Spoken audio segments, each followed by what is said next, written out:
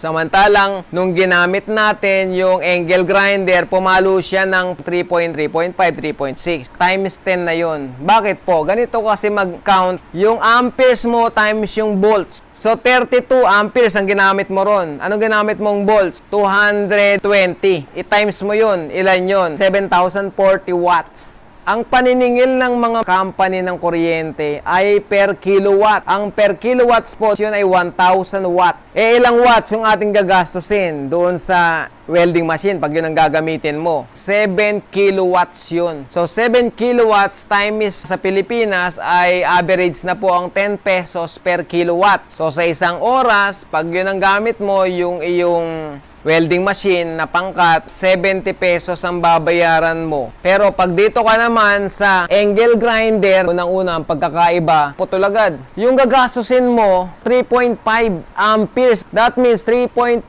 times 220, 770. So, bawas ka ng 10 times. Bakit po? Kasi 7,000 yung isa, 7,000 watts. Ito, 700 watts lang. So, lalabas, times 10 ang bigat sa kuryente niya. Hindi lang ganun.